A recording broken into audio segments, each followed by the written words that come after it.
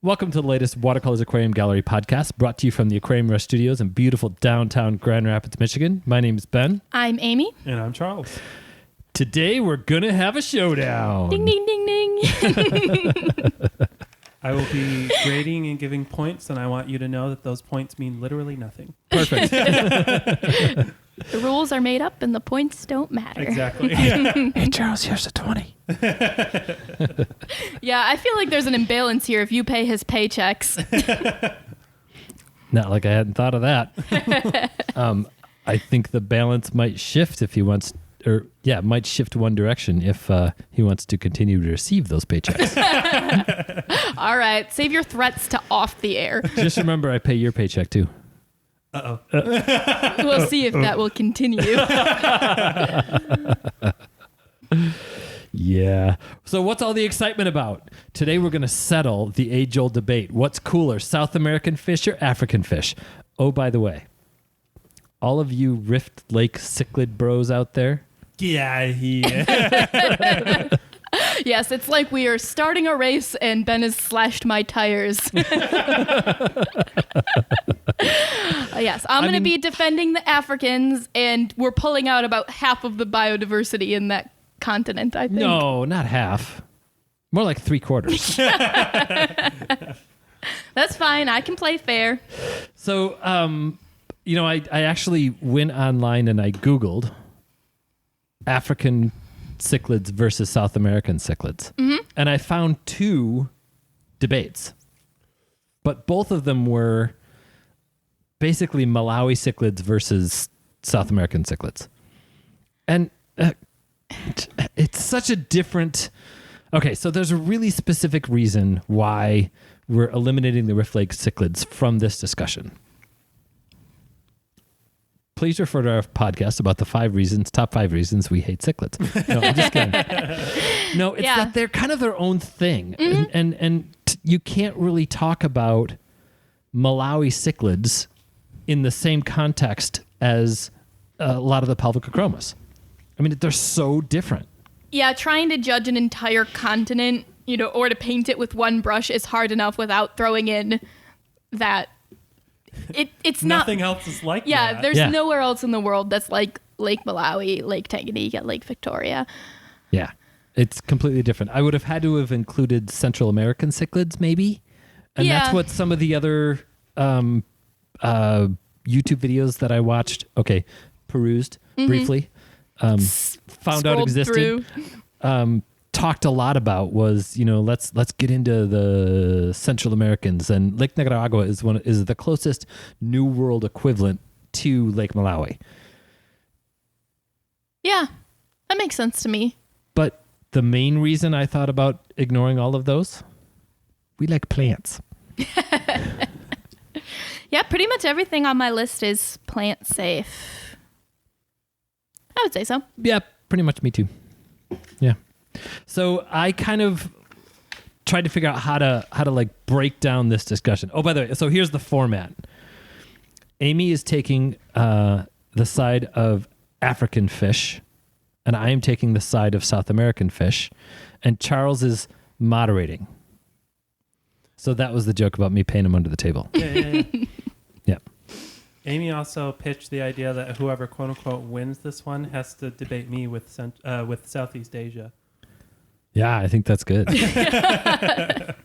Then Charles gets his turn to argue. Yeah. So where do you want to start? I'm not sure how to bite into this. I pretty much just thought of everything I thought you would say and what my arguments were against it. Well, why don't we start with the one spot that I feel like I have the best pulse on what the ideas might transfer about. Let's talk about dwarf cichlids. Dwarf cichlids. Yes, let's talk about dwarf cichlids. Let's start with those. Yeah, I can talk about that. Yeah? You want to go first? I don't know. You can go first because I already know the only one you're going to say. Which one? Okay, the only two that you're going to say. Wait, are you thinking I'm going to talk about Tenacara candidate? No, but I have great arguments against it. Against Tenacara candidate? If you're talking about long, skinny cichlids, Yeah. Africa has it. You may have that one, but there are several genera of elongate dwarf cichlids from Africa. Oh, you don't think I have several elongate? I want cichlids everyone from in Africa. the listening audience to know that Ben pulled out his glasses and put them on so that he can properly read his list. So let's just rattle them off. Like pick a genera Sure. I have of long Gobiocichla. skinna. Okay. How about Crenocycla? Okay. Crenocycla are mostly not dwarfs, but I'll give you that. But there's 5 species of dwarfs and 3 undescribed. All right. Well, I'll lump in Perigobiocichla with Gobiocichla, even though they're different. Okay. Got Nanochromis. How about Dicrosa? Got Steatocranus. How about Epistrogomoides? I have Teleogramma. How about Teleocycla? Ooh, that's a good one. Parananochromis. Tenacara? I think those are pretty much all my long skinnies. Oh, because I still have Epistrogomoides. Pristigramoides. All right, hold on. Let me look them up. There's going to be a lot of flipping on this They one. used to be in a pistogramma, but they realized there was something about them that was different. You know what that was? Too long and skinny.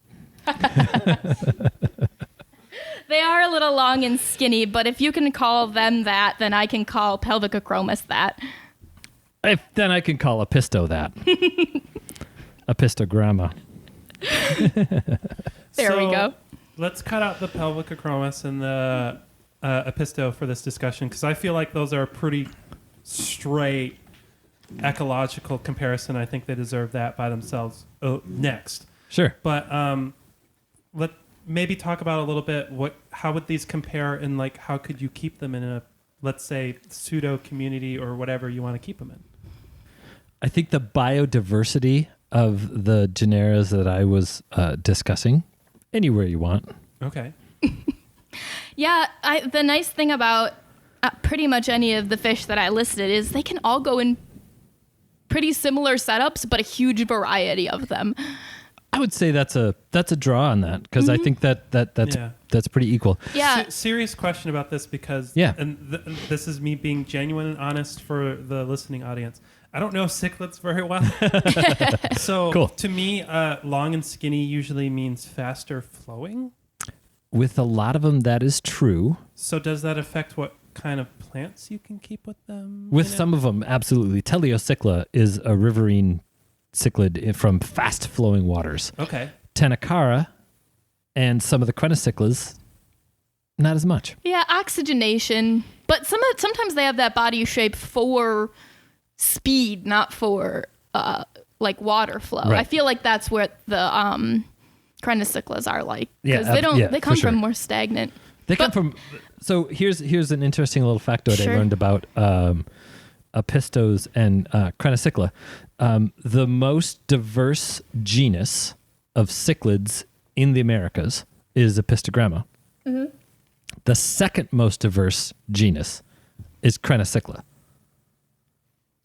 Interesting. I know. That blew me away. I did not know that. And by very close margins, when you're talking about described species, which we know when it comes to Epistos, They're so far behind. there's a long way to go. But there are somewhere between 89 and 93 described species of cichlids, or of Epistos currently. There are 90 species of Crenocycla described currently. Wow. I would not have known I that thought at all. that was amazing. Yeah. Right. And, they all eat all other fish, so we'll move on from there. Crenocycla, that's Pike cichlids. pikes. Thank you. Right. Yeah. And Crenocycla compressiceps, I mean, that's just a mild little beautiful dwarf cichlid. That's what's in the display Yeah, downstairs? with the Madagascar lace plant and the... Oh, the ones Yeah. that have whittled themselves down to 2. There's 4 I counted today. Are there really? You never see the other ones because they're bullied so badly. Kind of like how most cichlids would do it. That's true. There's not much on my list that you could keep with more than 2, but the Nanochromis definitely are fine in a group. True. Parananochromis. We've had some success with Paragobiocichla in a group, and those are going to be like pretty much all those long skinnies, except for I would say the Nanochromis come from faster flowing waters, but plants provide good oxygenation, and that's usually what it's about. How big is your group of buffalo heads at home? That's 2, but when they're breeding, they'll live in a colony just fine.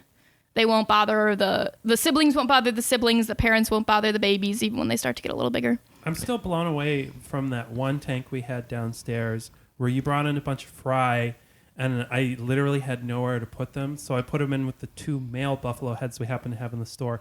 And the males were literally just like, we're going to adopt them. That's so cool. I was like, I thought this was going to be a disaster, but like, all right, I had nothing else to put on them. Yeah. Yeah, It worked. I think pretty much that whole group does biparental care, and it is really fascinating. They weren't even their kids, and they were like, got to take care of it. We're good. We got you. We got you. That is pretty sweet. Yeah. Yeah. Anyways. Wait, where did buffalo heads come from? They're Africa. African. Okay. And there are several different species that all look a little bit different. Some of the buffalo heads get put into Paragobia cycla. That's what the blue lips are. But I don't know. I kind of like the classic, the blackhead cichlid. That's Statocranus, right? Mm-hmm. And that's Casuarius. But there's Irvini, Tenenti. Tenenti and Casaris, those show up in the hobby pretty regularly. Yeah. Right. Sorry, I got distracted. I noticed that. You One just, of like, the flipped fish the book. that doesn't get talked about nearly enough is the Teleogramma burchardi. We've had him in once before. Yeah, those are remember kind of these ones? amazing. Yes. The color and shape of them is so unique compared to other cichlids to me. And I think it's just one fish in that genus. So I don't really know where that guy came from. They're kind of the Teleocycla of Africa. Teleocycla is, it's very soft water, fast moving, somewhat predatory. Teleocycla, delicate. Yeah, they're, I'm a like, huge super fan of similar. like the hippity hoppity cichlids that have those modified swim bladders. They don't float quite right. Oh, so you would like the Crenocycla belly crawlers. Have you seen those? Not here, because nobody wants them. Also, anyone listening, They've been on our list a couple of times. Meandering one. So, like, if you're looking for a specific topic, this is not the podcast for you. Go find our one on like bettas or something. Like Right. this was meant to be a broad stroke one. Or on a pistos. Or that Because, one. it was worthy of an entire podcast. Yeah, and we'll have to point out at the beginning where it might seem a little off balanced, and that's because I only have one book on West African cichlids that's a fantastic read by I think it's Anton Lambeau and Birgit Verlag, and Yeah. it's like 300 pages long, and that's pretty much my reference, that and the internet. But I only have the South American dwarf cichlids book, the other American cichlid dwarf cichlids book, the book dedicated just to Oscars. I give Piranha in the aquariums. I have the Cory Cat book. I do have 2 versions of the L-numbered catfish book, as well as South American cichlids Aqualog version, volumes 1, 2, and 3. And that's not to say that there are fewer fish in this area, but they are just more poorly studied. So to me, that's a positive in that category because there's so much more information yet to come. Yeah, It's up 35% of the Amazon River system is still unexplored. That's I don't true. know what the proportion of that in Africa is, but I feel like it's higher, honestly, because Do you think so? I mean, know they're there are discovering, like, there are no human populations in Africa that have never had contact with other human populations. And there are That's- 2 in South America. that's true, but they're also discovering Congo tetras at like a pace that is absurd to me for a group that specific, Yeah, they're almost keeping up with the physobricons. Pretty spook. Hey, Yeah, it's speaking hard of to that, know what's out there. All do I you can need do that is book hope at the that we bottom of your draw more stack? interest. 'Cause I love that book. He just handed me the large book on C number Corridorus, although I think we're still talking about cichlids, aren't we? We are. I just like that book. And it's so I totally admit this, that I don't think when it comes to discussing the cichlids that you got much of a shot. Right? Between the sheer beauty of discus, the popularity of angelfish, not to mention the majesty of the ultimate angelfish, And then the variety of dwarf cichlids. Oh, by the way, one of the little fun factoids I learned about dwarf cichlids of South America, the term dwarf cichlids was originally used to describe apistos. Like, that's where the term came. Now, they had to expand it because there were some little guys in Africa that they figured we were talking about. Here's the thing about that. Yeah, you're right. South American cichlids are much more popular. I don't really see that as a benefit. There are so many random little lakes and places where there are endemic species that I think you can pretty much match up an African cichlid to pretty much any South American cichlid. I mean, at least in terms of just coloration and interesting behaviors, there are, I don't know, a dozen or so species of jewel cichlid that are all different and gorgeous. I actually... And you don't have to baby them like discus. Yeah, I kind of How agree about with... Gymnogeophagus labiatus? It's true. Or Yearbolita? I do want to take the You don't time even a need a heater little with bit those guys. to elaborate on two genera of African cichlids, only because I kind of really like them, but I don't know a lot about them. So like Hemichromis and the Pelvicachromis. Right. Those are both genera that I think deserve to be more popular. But me personally, for me, Pelvicachromis just functions as an African apisto. But like, where would a Hemichromis fit in that? It was hard for me to find a direct comparison, like something to slot them in right next to. Yeah. Yeah, don't put them too close because the Hemichromis will kill them. Yeah. You know, if you ever need a couple of 3 or 4 inch fish to carry an entire tank, those are the perfect ones. How are there? As long as those are the only fish you put in there. I'm crossing a geographic. Then plus 300 babies, yeah, you can fill up that tank. I'm crossing a geographic barrier here, but like, would a school of Buenos Aires tetras be okay with them? It's anything compatibility. Probably. So Okay. my experience with jewel cichlids, Hemichromis laphilili, they got along with everybody right up until they decided to start breeding.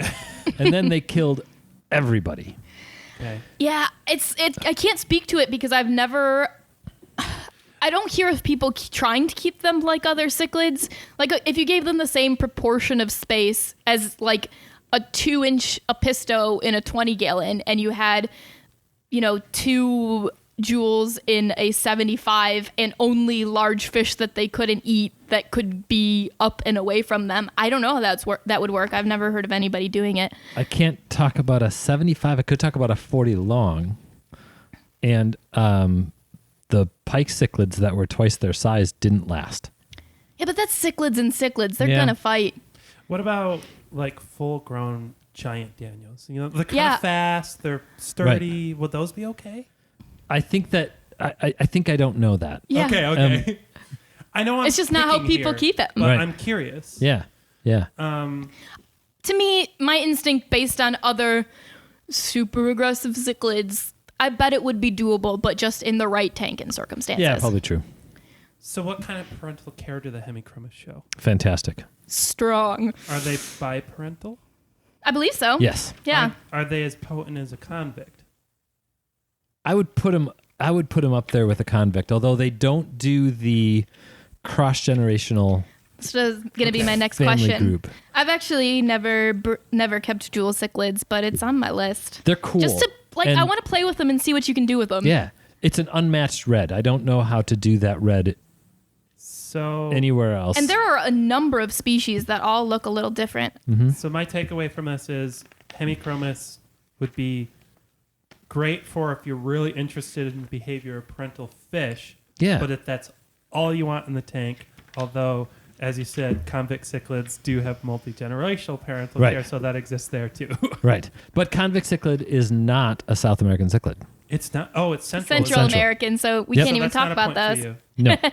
But No, but I do agree that That was the only As thing I far- could think of to put yeah, them next to as either. far as Yeah. cichlids go, I think South America's got it made right now. I I do want to say Yeah. no one mentioned Enigmatochromis though. They kind of get shifted in between because there's only one species in the genus, and they're kind of like a slightly smaller pelvicochromis. I love that species. It's pretty unique. I mean, I don't think you can pull out any pink and blue, purple and blue South American cichlids. I can't come up with any other fish that look like that one. Not without jumping into salt water. No. Yeah. Purple and blue. You can get some nice lavenders and panduros, but that's not the same. Yeah, it's a little different, but you're getting up there. You know, a fully colored Nanocara anomaly is, I mean, they're starting to get that color. They get like that neon color, but not that like to me, reflective blue isn't, or like iridescent blue isn't like that rich blue. Right. The deep blue, the blue Acaras are going to get some really killer blues in them. And a green terror is actually going to have really good blue in it. Great name, by the way. I know, right? Yeah. And you know what? I take it back. Some of the big Atabapo pikes, some of those pike cichlids have pinks and blues and reds that I would put in that level. Now, obviously, yours come in a much neater little package. And a very cute one. Yeah. We also didn't talk about dwarf mouth-brooding cichlids, which Africa does have a few species of. Pseudocrenolabris multicolors, great, easy breeding, very colorful, gorgeous fish. This is a genuine question. Yeah. Those Dwarf Victoria cichlids downstairs, where do those come from? That's them. Lake Victoria. Lake Victoria. I felt like that was the answer, but I wasn't sure. They don't come only from Victoria, though. Oh, wait, no, so there's a Dwarf Victorian that's down there. Yes. But that's from Lake Victoria. That's why it's called the Dwarf Victorian. But we also have Pseudocrenolabris down there, and those are not Lake Victoria. Yeah, what are those? Those are one that I was hoping she wouldn't come up with because they're amazing little fish. Are you sure you're not confused or calling them two things when they're one things? There are no Pseudocrenolabris in Lake Victoria. Yeah. Anyways, sorry. I keep throwing stuff at this one, but this is probably the section of this podcast I know the least. Sure. So I'm poking as much at it as I can. They're the same fish. There's a Victorian mouth brooder down there that's... They're called Victorian mouth brooders, but I don't think they're from Victoria. Oh. Yeah, where are those from? Because those are weird and those are kind of cool. I think they're... No, I'm not sure. They're African. Yeah, they look Yeah, like they are have African. lipstick. Yeah, they're pretty widespread. Egypt, Rwanda, Uganda, Sudan, Tanzania, and Kenya. They have... But that's Pseudocrenolabris multicolor. You're talking about these guys. Yeah. Yeah. They are called dwarf Victorian mouth brooders, but I don't think they're from Lake Victoria. They're definitely not from Lake Victoria. I didn't know they were... I've never heard them called Dwarf Victorian mouth brooder. I've heard them called Egyptian mouth brooder. Strange. But yeah, no, and that's not me disagreeing with you in the slightest, by the way. It's just interesting that that's I'm giving you one of that the names face for 'em. because I'm trying to make sure I'm not wrong. Gotcha. So yeah, that's a tough one because the females do get a tough one for me to like argue with because the females get a really cool yellow, sort of like an apisto, and the colors on the males rival apistos, and I love their blue lipstick. much easier to breed than most apistos. They have spawned in the retail tank. Yeah. And in QT too, Are even. there South American mouth brooding cichlids? Or are they more nesters? They're pretty much all nesters. Okay. Yeah. Some geos, right? Oh, yes. There we go. I'm like, Oh, there's dang gotta it. be- Yes, thank you. Yes. Gymnos and gymnogeos. Satana or Statocranus, no. The red hump earth eater. Oh, You wanted to call them a buffalo head. Yeah. Is that the Stendecteri? Stendacneri, thank you. Yes. Stendacneri is a mouth breeder. And I'm some of so them proud of actually. myself for knowing yes, that, thank by you the very way. much. And super fun and super personable and some really nice good red. But they also do some of the earth eaters do both. Really? Yeah. Some of them will they'll switch and some of them will lay eggs, take care of the eggs, and when they hatch, they'll scoop up the fry. Some of them halfway through egg incubation, they'll scoop up the eggs and then hatch the fry in their mouth. So there's a lot of really diverse egg incubation when it comes to the Earth Eater group. With Earth Eaters would be the geos, the gymnogeos, and the Satanoperca. And then Biotodoma. So Biotodoma cupidae is still considered an Earth Eater. Technically, Microgeophagus, which means small Earth Eater, which is a ram, is not really an Earth Eater. Or sand sifter, as the case may be. Well, I've got plenty of mouth brooders in Africa. So- You do. Lots of smaller ones too. Orthochromis stormsii is a little bit bigger, but still just as cool. They're like a big fat buffalo head. Yeah. Those these cichlids that we just ordered that I'm super excited about are maternal mouth brooders too. Those are the soda cichlids, one of the weird lake endemics of Africa. They come from a lake full of alkaline hot springs, so they're like 9.5 to 10 pH, 100 degrees or so for the water. Did we get a tank Maternal ready mouth for them, by the way? brooders. No. Yeah, we need to do that because Yeah, because they they're come going to in. be here tomorrow. Are there any other larger cichlids we need to go into? I mean, didn't talk we about them could much. go into We the larger barely cichlids, talked about but- Pelvicochromis. I mean, look at some of these rainbow colors. Yeah. They're really amazing. They have a lot of different patterns. Males and females always look pretty different in pretty cool ways. And for a species or a group where a lot of people seem to think that they're just the same fish with different paint jobs, there's a lot of variety. Now, I like think of all the fish Subocellatus. we've talked for the cichlid section, my favorite is the Enigmatochromis, but that's a complete bias towards. We've talked about this before. I Yeah. love purples and blues, Right. and good purples and blues are hard to find. True. But South America just has so much variety. A fully colored up chocolate cichlid Yeah. is, I mean, the colors on that fish are hard to believe.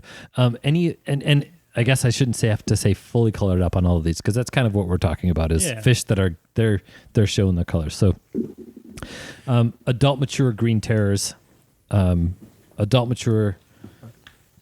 There's Avanacara, the Avanacara species, which is the zebra echidens. How long Is- have we been on this topic? About a half hour. Okay. Cichlids needed to be the cichlids bulk. deserve Right. it. They need it. They're They just do. all sorts of weird things. Like, So let's move Different on to weird our lakes. next topic. all right. Okay. And then the one that I want to move on to is because I don't want it to be our last one because I know Amy's just going to get thrashed. Let's talk about catfish. Well, Yeah. I spent the first part of my research for this subject being like, oh shoot, are there no catfish in Africa? Thankfully there are. There are some good ones. You've got some pretty cool synodontids there. The only there. Synodontists are only found in Right. Africa. Yeah. And that is a pretty huge group. I didn't know how large it was. There's 131 species of Synodontis. Wow. What? Yeah. Now in the hobby we see like 10 of them usually, but some of that's just to do with collection in Africa. They pretty much start at 4 inches and go up though. Some of them get like 2 feet long. There are some monsters out there. Yeah. Goodness. Some of the monsters are gracious. gorgeous, though. Angelicus is about an 18-inch fish, but it's That's a beautiful gorgeous. fish. Like Right. as same pattern as a snowball pleco, but on a 2-foot synodontis. Yeah. Or 18-inch. They can get I think 20. right. Yeah. Well, I have to admit my bias to the audience. Cory cats were like my bread and butter for a long time. Yeah, and it's hard to compete with with the genus Corydoras. I mean, there's too many of them. I have a book. Yeah, there's a here. book, and And I'm kind of baffled that there's nothing that I could find that really fills in that niche. And I wonder if it's just that the Synos are that successful at eating detritus. it could be that, or it could be like what you talked about with the lack of exploration that's happened in a lot of those regions. Yeah, I know there's a pretty good number of like bumblebee catfish and that kind of thing, but no like out and about. And I think it's because a lot of the catfish in Africa don't seem to have developed the same armor plating that Corydoras have. Right. So maybe that's that.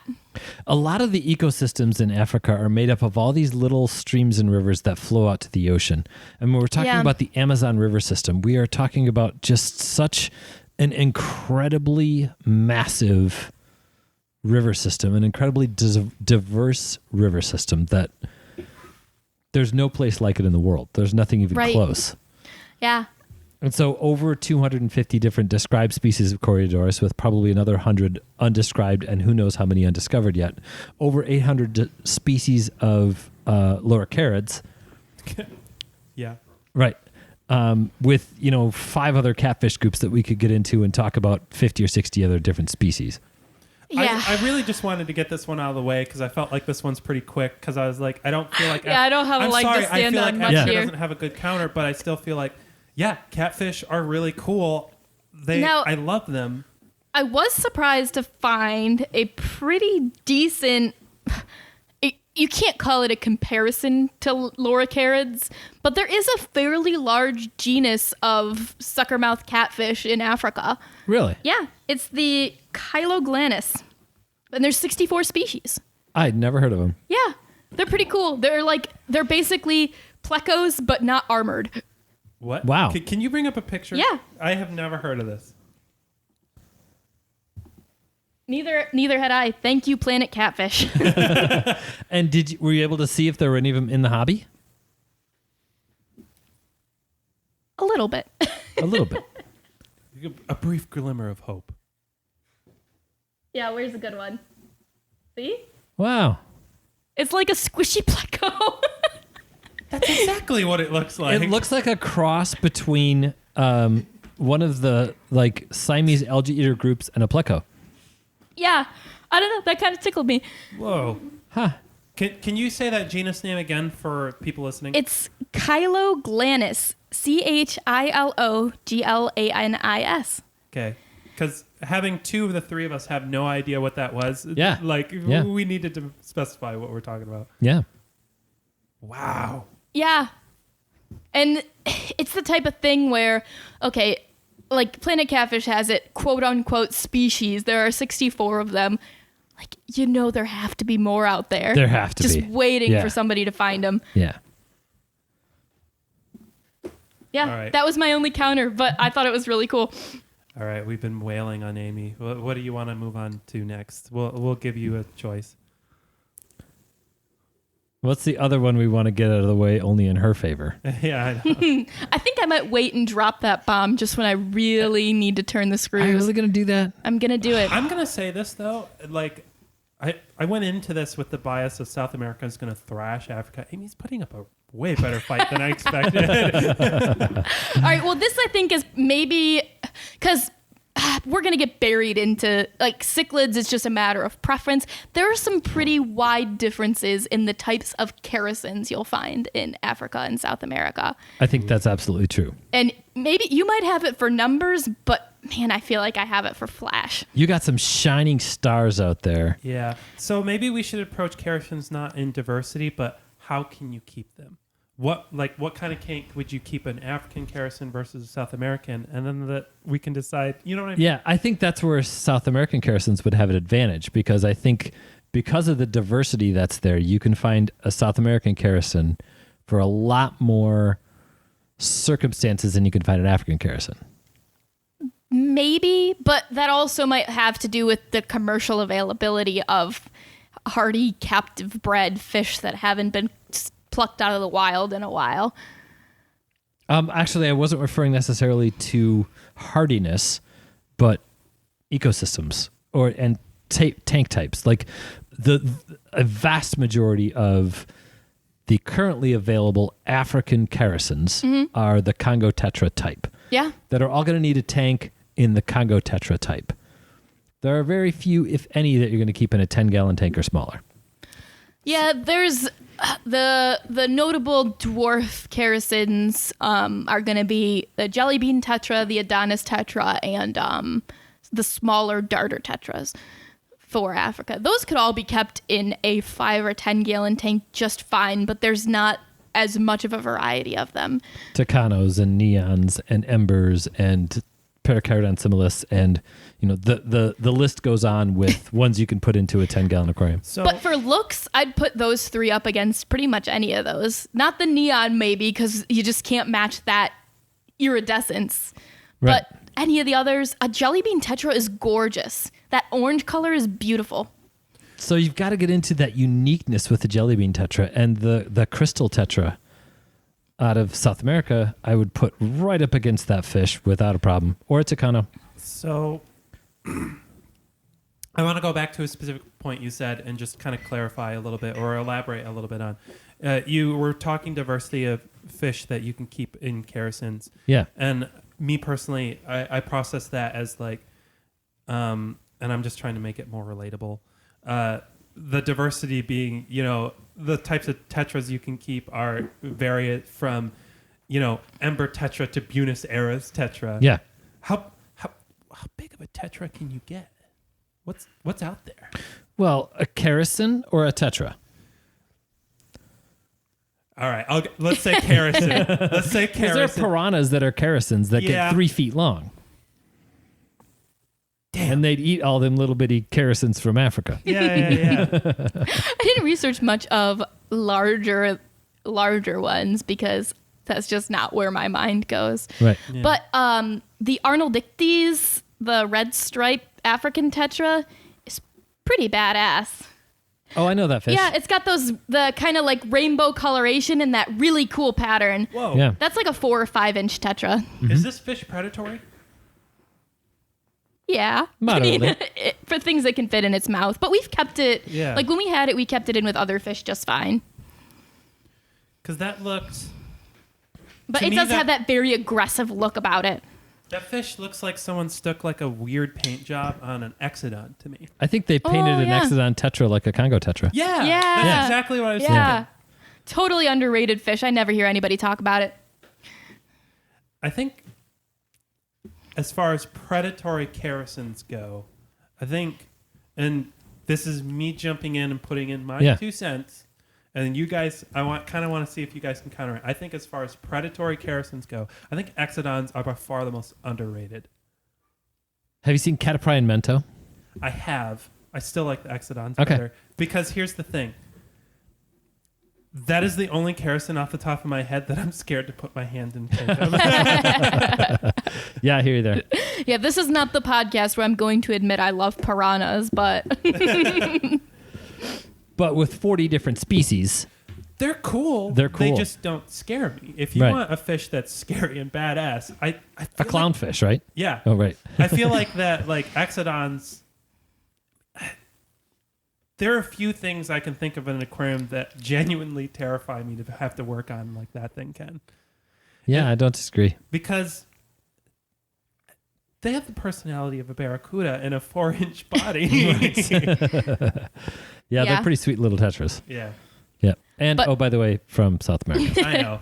But to me, the comparison for medium tank, like small to medium sized tetras, it's like Congos versus high Fessabricons, and high Fessabricons are the awkward little brother in comparison. So actually, a real, so an or unbiased. rather, the Congo tetras are the hot cousin. Man, I had to use that word because I love that phrase. point. So if you're looking at an unbiased look at a full-grown, mature emperor tetra compared to even the blue flash Congo tetra, I'd line them up. I'm not saying it's better. We have a bias because those blue flash Congo tetras are like, we've only seen those for the last 2 years, and emperor tetras we've been seen for 20 years, right? Can we talk about a little bit about the like weird Emperor tetras are a good one to bring up. Yeah, That should have been Can we mentioned. elaborate Emperor tetras a little bit? Just because, to me, they're one of the more fascinating tetra behaviorally because they form like the weird harems. Yeah. That, like you don't really see that kind of thing in like a lot of tetras because they're so schooling. Yeah. And it's probably the only one I think you could really put next to the Congos and have it show. Just because, to me, some of the interest with the Congos isn't even just about the color. It's about the fin extensions and like the overall dramatic body shape. Yeah. That's solid. I just lost my question. Sorry. Oh, you wanted to belabor Emperor Tetras a little bit. Just a little bit. That one is for me is just a Tetra that they deserve the attention they get, but the commercial, like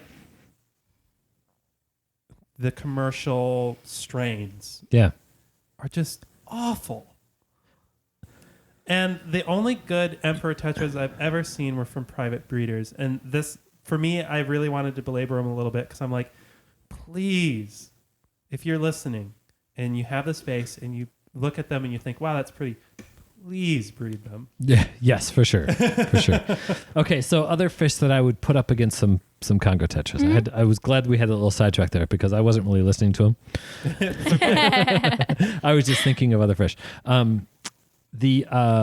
mature version of the orange lemon tetra. Okay. Absolutely gorgeous fish. Fully mature 2.5-inch Serpe tetras. Have you ever seen those? Oh yeah. Stunning.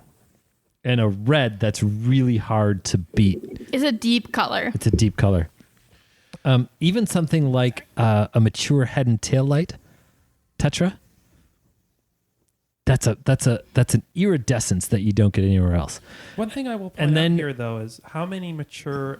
I have not seen a lot of mature African tetras. Well, that's one of the challenges, and also one of the fun points that Amy gets is we're discovering new ones, and they are absolutely stunning. Okay. And the only ones that they're bringing in right now are the absolutely stunning ones, because those are the ones that are going to sell. And you're talking about tetras you can get for $40. But any one of those I'd put up next to a cardinal tetra, and you for impact. beat a cardinal tetra with. Now take all of the historic biases we have, because we've been seeing cardinal tetras for 100 years, right?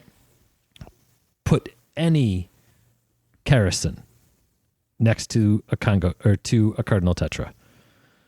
It's not fair. It's not fair. I don't have any argument for the glow light fish.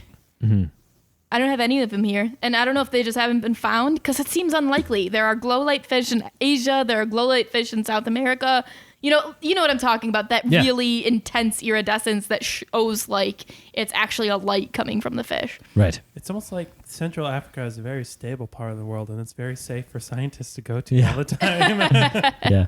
I think one of the challenges that you have there is there's not the huge tannin-stained rivers. I mean, the Congo Basin is like that. You'd think there'd be something but it's there. Not huge. But compared to the Rio Negro, it's... Yeah. Yeah. How do you do on tetras? I think we covered as much as we could.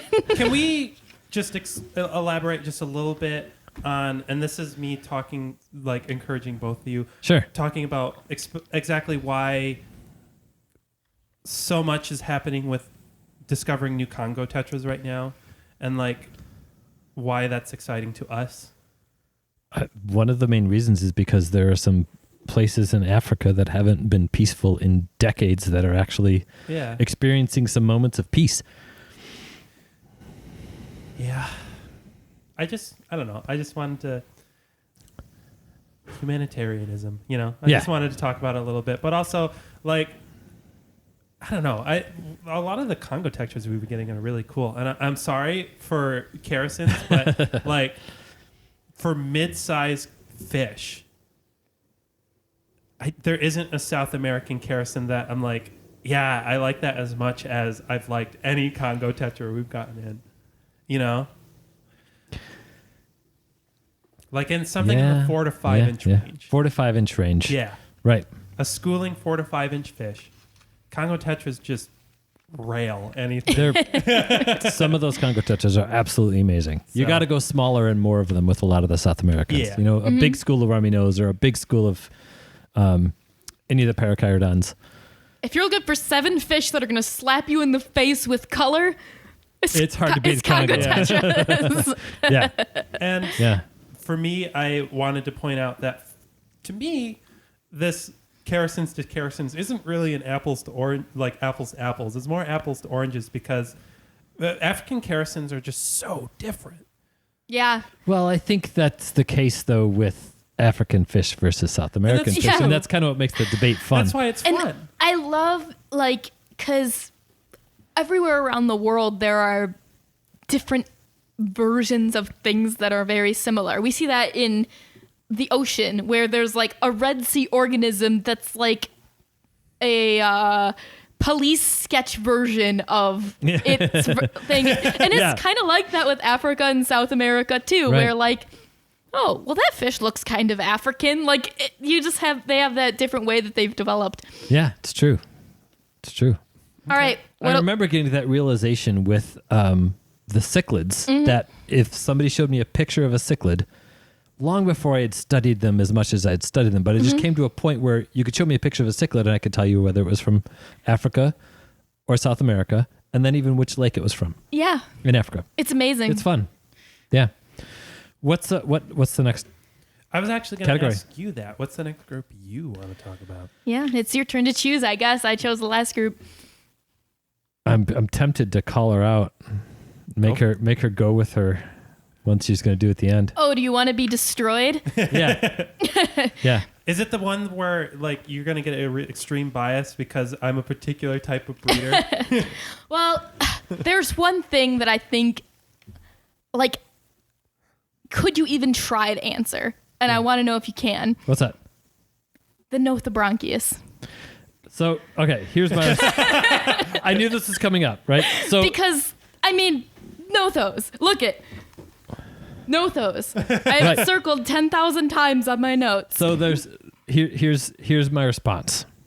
So there's the Rivulus, the Synthonixes, and the Libius group, which is the Cinolibius and Apilibius and the Albus Libius. Are you talking And about those that gray one with the white polka dots? Yeah, exactly. Those are essentially the annual and non-annual killifish of South America. And I have two words for you. You win. That's what I wanted to hear. There is absolutely no contest. Yeah. Without question. There's two of them that we never see in the hobby that sort of come close to some of the duller, cool Nothos. And there's one Rivulus that sort of looks as cool as some of the duller Aphysimians. But I have Amphisimians are African, right? yeah. Tim, you're completely Yeah. thrived. Aphysimian, Aphysi- Fundulopanchax, Nothobronchius, Epiplatus are African too, right? Apoplatus. My all-time favorite fish. Yeah, this Pretty just much is like every good killifish. every good killifish. I do have one thing for South America. What's There's that? one killie that I think comes close to the beauty of African killies. Which one? Astrolabius. The pearl killie. That was on my list. So that the was the one I black was one with white polka Yeah. dots. With blue polka dots. yes, that was the one I was talking about that comes close to some of the duller Nothos. Yes. Yes, I agree.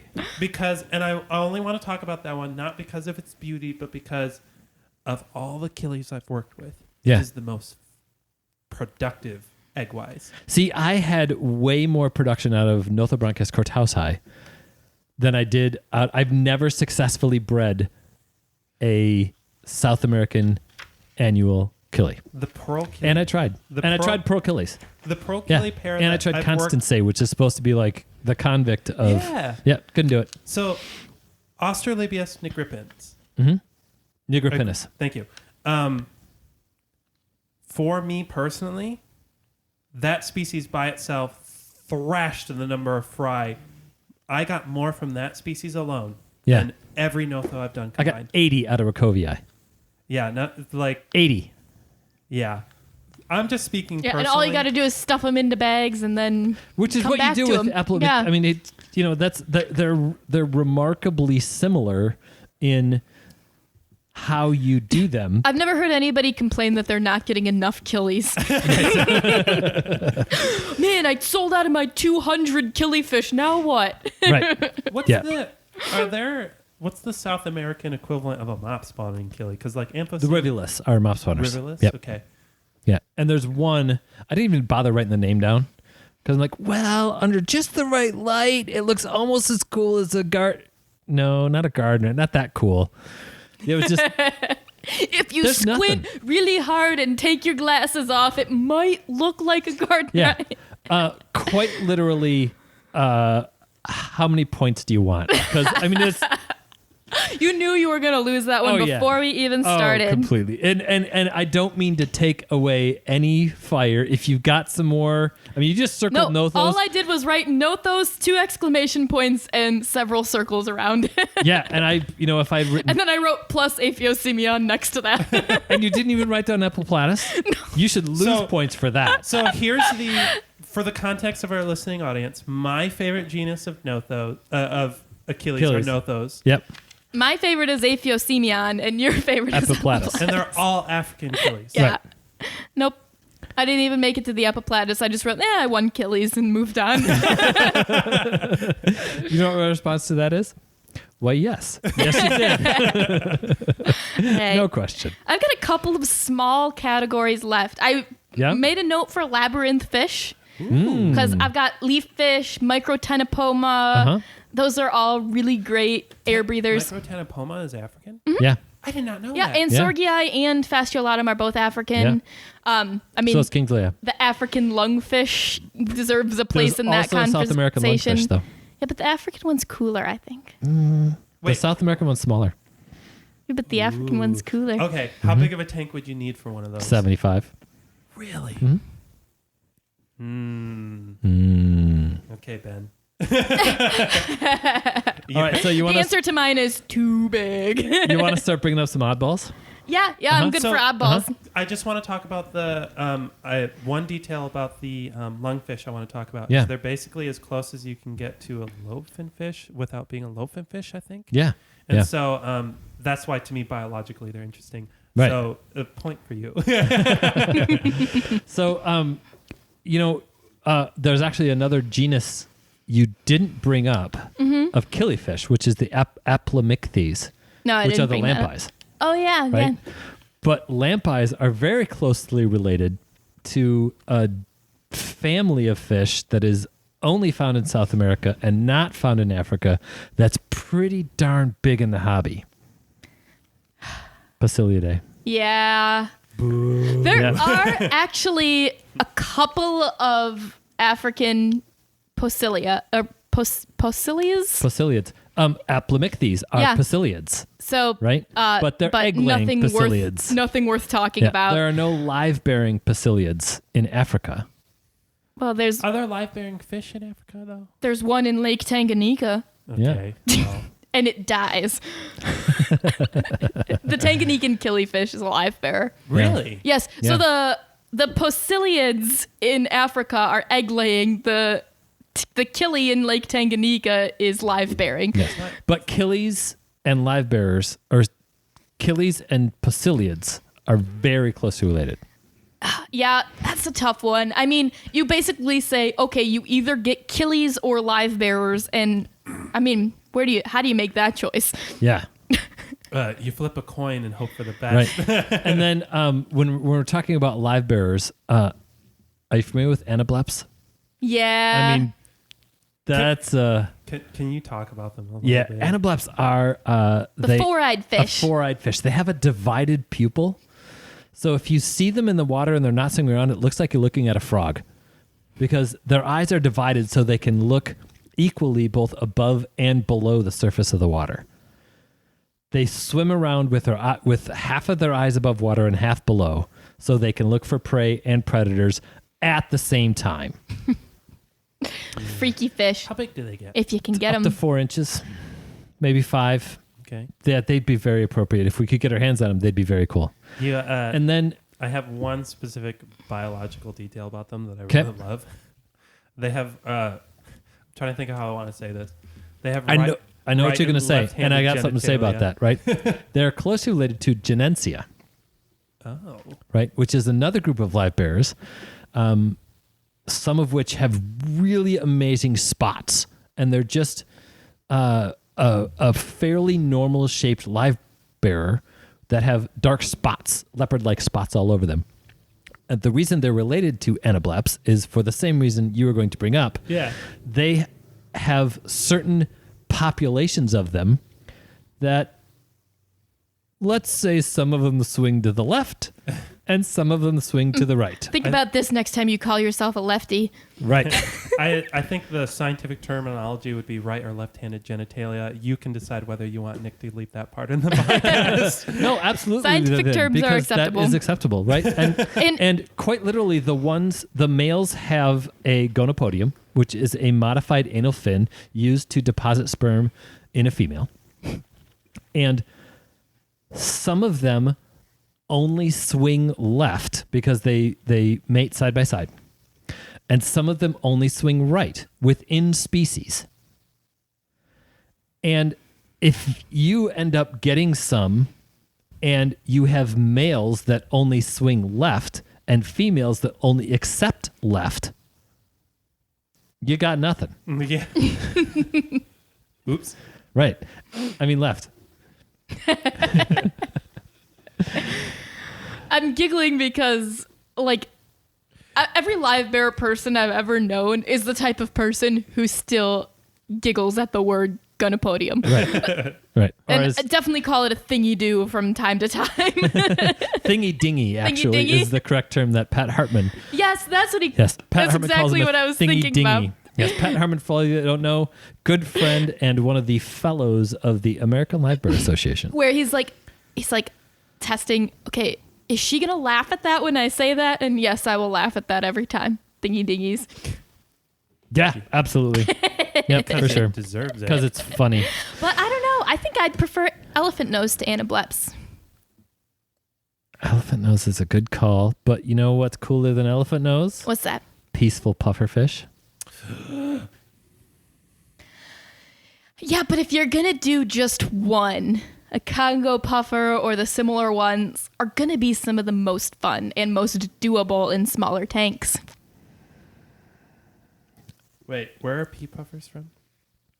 India. Well, never mind then. No. They don't enter into this. I tried. So like, if you're okay, you talking could do about- 3 boring puffers that'll get along in your 29, or you could do one that looks like a weird potato monster. And if you're going to talk about oddball fish that you can only do as like species tanks, and oh, by the way, live bears, stingrays. I've got no answer to stingrays, but Bashirs come close. Oh, I don't. Wow. I don't think they come close. It's And I not the think same that- thing, but that same like ancient, unique coolness. Yeah, we're talking about really flat sharks. Well, you and I, I are mean- biased about elasmobranchs, but I Yeah. think countering elasmobranch with looks ancient as sin. Yeah. So Is then a solid tactic. let's throw a black ghost knife in there. If you want to talk about something that's got this like crazy prehistoric kind of look. Yeah, and for mormorids, I think I just have elephant nose. Yeah, and we've But got they're black still ghost knives and cooler. brown ghost knives and If we're talking ancient Their looking, I elephant think, nose will be out all the time. They'll be schooling. They're so are black more ghost knives. active. if you treat black ghost knives right, They're absolutely. nocturnal. Yeah, those they don't have to be. They could be trained. those spiny eels that we have downstairs. Where are those from? Southeast Asia. No, I think You're killing me, Smalls. I don't want to make your point for you, You know but I what? There think is they an might African be. version. I think they might be South American. Mm, Let's see. No, there's- yeah, there is an African version, but most of them are Indian, Southeast Asia. They're actually closer related to loaches. Well, while she's looking that up, I still think Bashir's looks ancient as Get Out for me. Oh no, I think I must have looked up the wrong genus because I think all masticemblis are African. Ooh, Oh. that's a good one. And that includes, I believe, the peacock eels. Yeah, The most of the smaller eels are masticemblis. Okay. those are some very cool fish. I've never kept them. So as far There are as way more species than I thought. let's Tons. throw 45. out as, like these oddball fish, and I know you guys are gonna hate this. Mm-hmm. We're talking Bashirs, we're talking puffers, we're talking the eels. What's the most pet-like you can get in your wheelhouse here? Historically, people would say an Oscar. Okay. That's a really solid argument. Yeah, I still stand by the potato puffers. The potato. That's the category that I'm calling them. It's a couple of the POW species. Okay. Are all of those other puffers, are those all African? No, a lot of them are like South Asian, Okay. India, or down to the southeast too. A lot of puffers are migratory. Can you give us an example or... The Congo puffer is the biggest one. That's the one that'll get, not the largest one, but that's the little red one. Okay. They get like 4 or 5 inches. Can you give us another example of a puffer that's available in the hobby? What's the big one that What am I supposed to help you? The Fahaka and Mbus. those are both I believe they're both South American. Umbu? Probably not, just because of the name. That sounds like an African name to me. I thought all the tetraodons were. Fahakas are South American. Oh no, Mbu are Congo River, you're right. Okay. Oh, I'll say that into the microphone. Mbu are Congo River, you're right. Yeah. If Fahakas are South American, then the best pet fish ever.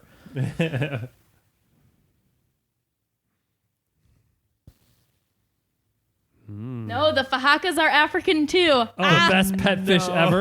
Dang it. I guess I win pufferfish. Man, I did not do enough research on those. But okay, I still go back to the group of peaceful puffers that you can keep with lots of different fish, even your Congo tetras. South American puffers are hard to beat. Yeah, but why do you need more than one? Because they're so cool. Here's going to be my counterpoint to you, Ben. Yeah. For me, if I'm getting puffer, I'm getting it for personality. So do you have a good counter to pet puffer? Pet puffer? No, I have no idea. Okay. I have no idea what other puffers are South American. Because let's talk about Allie, our puffer Yeah. person. I would say this. If there are some, there are none of the readily available puffers Okay. other than the South American puffer. So I think any of the red eyes are from Asia. Yeah. Can we, just for fun, not relevant The to this- Shootedeni is African too. That's the really that's like fancy, the- cool one right now. Yeah. And that's got the personality of a Fahaka. And it's a little bit more peaceful, like the South Americans too. Supposedly, you can keep them with other fish if you can afford them. right. Huh. It's a $300 puffer, but they're Whoa. pretty amazing. So, not for the context of this debate, but just because we're on puffers, how would you pitch South American puffers to Allie? Like, how would you convince her to set up a tank of a South American puffer? Like to somebody who's totally on board already. Yeah. You can keep them easily in a group with other fish. Okay. But you know what? She doesn't care about that. It's true. She wants the pet. And South American puffers, while they're a little bit less independent because that's how they are. They do want to be in a group. Yeah. Yeah. Yeah. Are the green South American spotted puffers, are those a group puffer? The classic South American puffers that we get in? Yeah. Genuine They like groups. question. Yeah. Yep, they like They're groups. just so ubiquitous. That's my understanding is they're so ubiquitous in the Amazon that they don't mind each other. Yeah. Because they're everywhere. Yep. Yeah. And they don't mind other fish, and they're Yeah, Yeah. as long as you don't have something that they can eat. Like, don't put them in with neon tetras. Those are slow, and eventually they'll Right. catch them. But bigger fish, faster fish, they'll be fine. yeah. Nice. I also wanted to give an honorable mention in oddballs because there is a smaller oddball in Africa that I love, the African butterfly fish. Oh, Those are very cool. Yeah. Yep, those are very what cool. smaller oddballs can we talk about for South America? There are 2 freshwater pipefish from Africa. That's a good mention. Can I for me, the African butterfly fish to me is the more viable alternative to arowanas. I They agree. don't have that look, but they do have that like predatory Yeah. at the surface behavior in a smaller package. And that like snaky movement. yeah. Yeah. We could certainly bring up the miniature kerosene version of the arowana, the hatchet fish, Solid.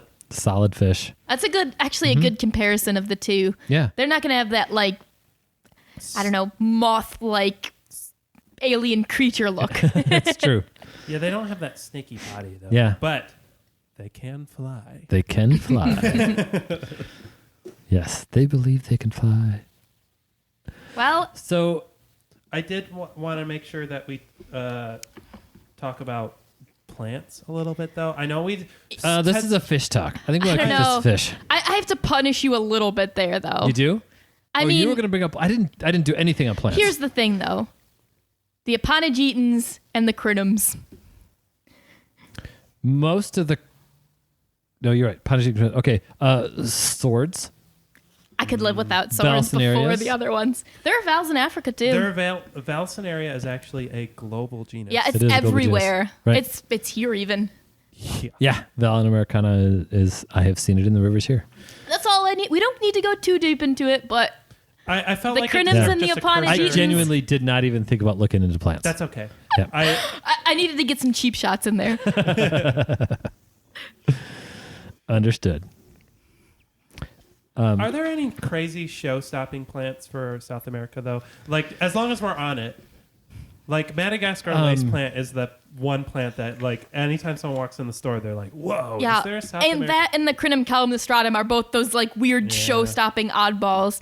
I don't know. And this isn't for the debate. This is just for, hey, Right. if you want a weird plant, here's Yeah. another choice. Right. Aren't the Victoria water lilies South American? I have no idea. Yeah, but that's a South that is American- cool plant. That is an amazing plant, but that's not something you're going to put into an aquarium. The tiger lotus and dwarf red lilies are both African. Just saying. Hey. He's dead, Jim.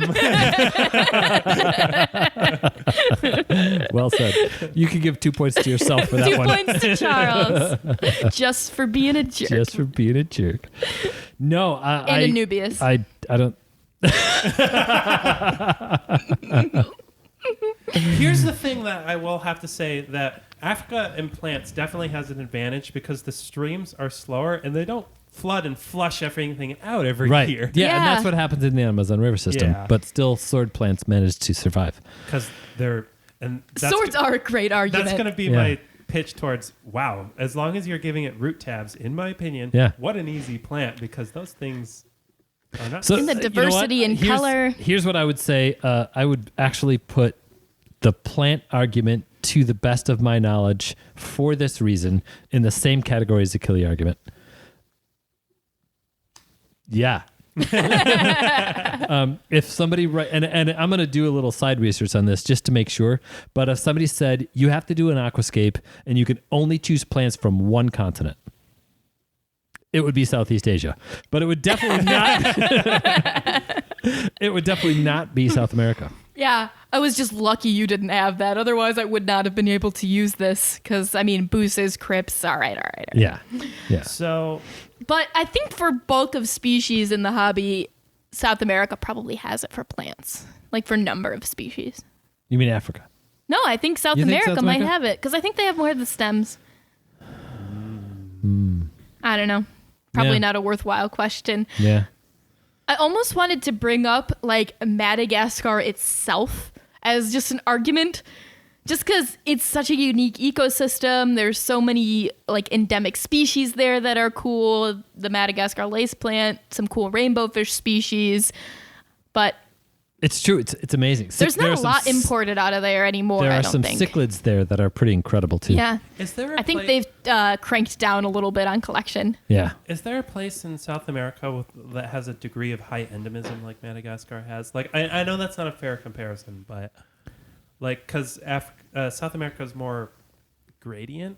I don't know how else to describe it. Yeah, I think when it comes to South America, it's so the ecosystems are so small. So yes, all over. Yeah. You know, that you pick out this one little tributary, or pick out one of the thousands of little tributaries, and each of those little tributaries is going to contain endemic species that are going to be different than the species found a mile or two away, because Yeah. they didn't connect. it's like, well, is there the biggest near a continent island on the planet out there? No. Yeah, it's a fair question. I just wanted to know. Yeah, and oh, by the way, for point of kind of depressing reference, it's not that they cranked down on exporting fish from Madagascar; it's that they just wiped them all out. Right, like Yeah. 3/4 of the species endemic to Madagascar are gone.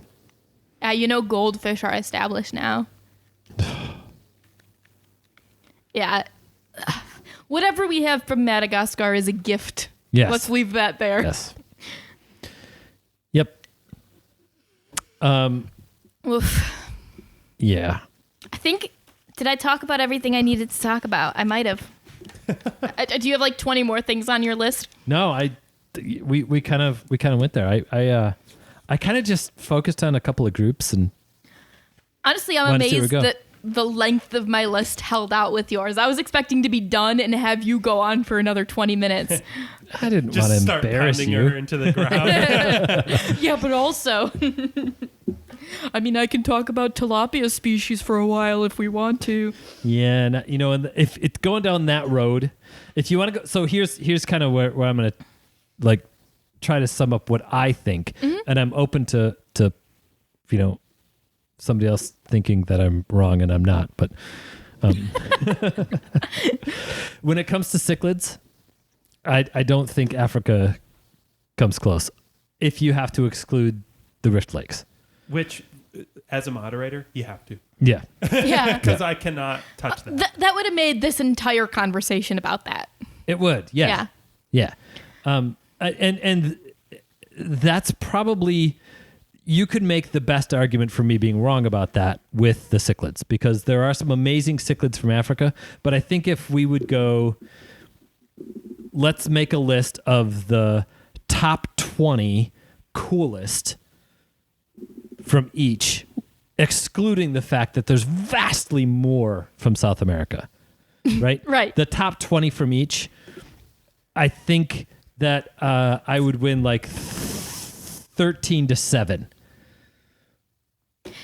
That might be like that sort of, it leads into why this conversation is one, stupid, but you'll never be able to convince me. Right. Yeah. Because to me, it's about, well, yeah, but there are these little pockets out there. And yeah, the Congo River Basin isn't as big as the Amazon, but that means each population of wherever there may be something is a little bit more isolated, Yeah. a little bit more unique. There's weird things in this one lake out there. There's weird things in this river out there. And for some places, we're really not sure what's there, but it's probably something cool. And Probably. that's part of what draws me to African fish is like, there may not be a species as diverse, but they're a little more morphologically diverse. They're a little bit more widespread, and that's what leads into that.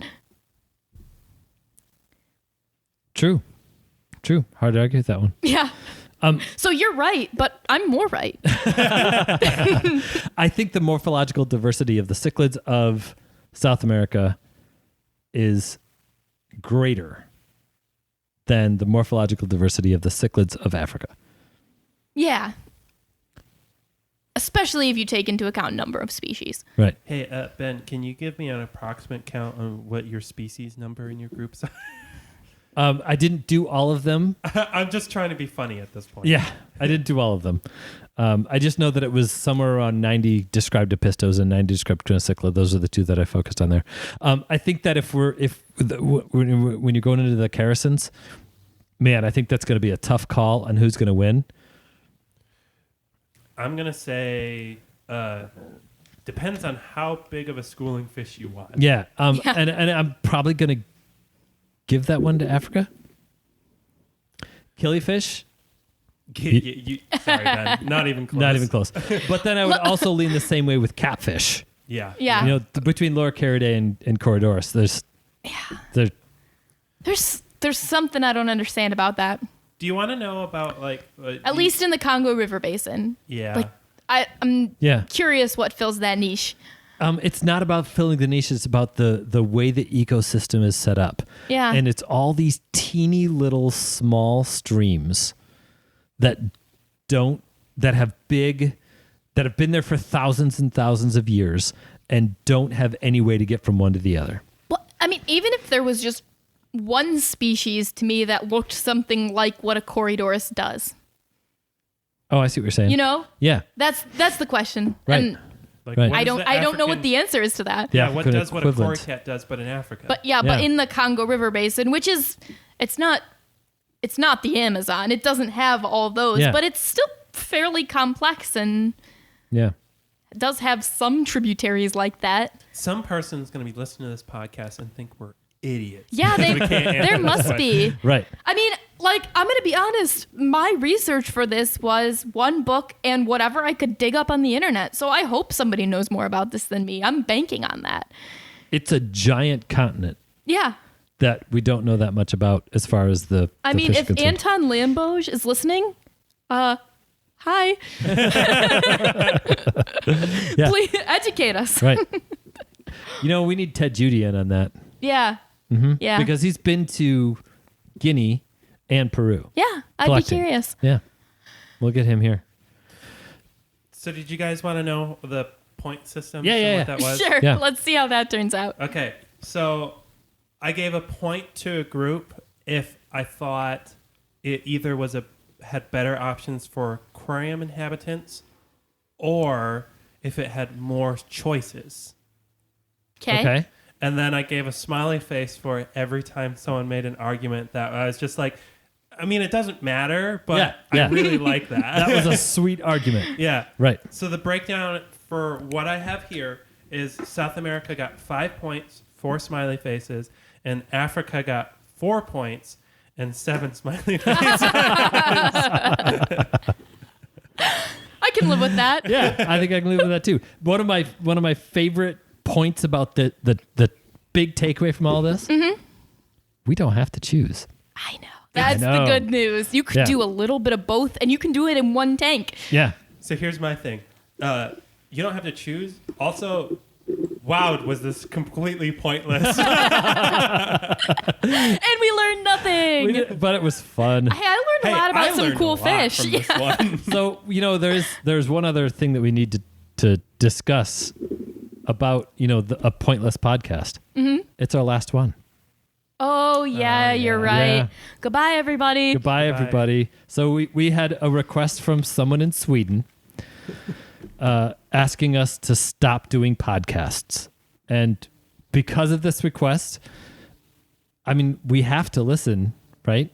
Our friend Rui Oliveira, and I apologize if I'm mispronouncing your name, said we need to stop doing podcasts. So you know what, Amy, it was such a heartfelt reach out that I'm going to let you read as kind of a send off. Yeah, sure. Yeah, All right. a send off. So this is what he had to say. Hello from Sweden. I would like to kindly ask you to stop your podcast. Before you started, I wanted a long Tanganyikan tank to put Cyprochromis and shell dwellers, and a big South American tank with Epistos, Tetras, Cories, and maybe Discus. But now I won't be happy with less than 10 aquariums. And you know what? We're sorry. You're right. This is the last one. We're This never is it. doing this again. Never doing it again. No. Okay, that was all in fun. Thank you so much for those kind words, Rui. That was we are all thoroughly enjoying that reach out That and very much appreciate you Cracked for that. me up. Everyone Yeah. here saw that for the record. Yeah, You made that was fantastic. all of us smile. We all appreciated it. Yeah, we love to hear your feedback. We love to see pictures of your tanks. This has been amazing. You can always email that stuff to podcast@watercolorsaquariumgallery.com. We're so thankful for you guys out there.